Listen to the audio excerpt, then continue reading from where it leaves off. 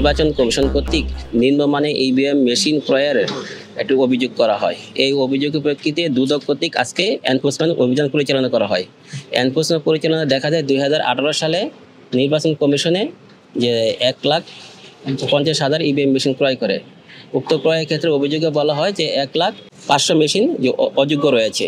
তোর মধ্যে আমরা মেশিনগুলো এখানে দেখা যায় 3টি জায়গায় মেশিনগুলো রয়েছে। এক হলো নির্বাচন কমিশনে, দ্বিতীয় হলো বিএমটিএফে, আর তৃতীয় হলো নির্বাচন কমিশন আঞ্চলিক 10টি অফিসে। আমরা নির্বাচন অফিসে যে মেশিনগুলো রয়েছে তোর মধ্যে মেশিনগুলো র্যান্ডমলি যাচাই করি।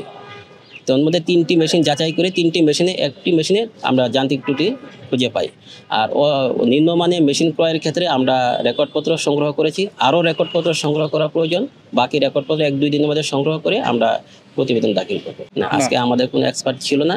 যদি এক্সপার্ট প্রয়োজন হয় পরবর্তীতে আমরা অপারেট করে দেখেছি যে পুরো প্রক্রিয়াটা অপারেট করেছি।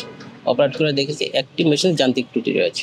ওইগুলো তো 3টি জায়গায় রয়েছে। একটা হলো নির্বাচন কমিশনে, একটা হলো বিএমটিতে, আরেকটা হলো নির্বাচন আঞ্চলিক 10টি অফিসে।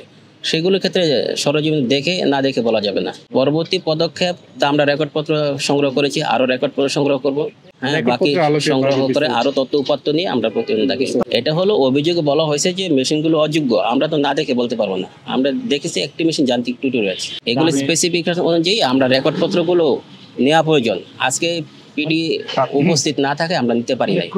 ক্রয় এগুলো তথ্য উপাত্ত আরো রেকর্ড নিয়ে তারপর আমরা বিস্তারিত প্রতিবেদন দাখিল করব। প্রাথমিকভাবে আমরা সঠিক সব কাগজপত্র এখন পাইনি হাতে। এই মুহূর্তে বলা যাচ্ছে না।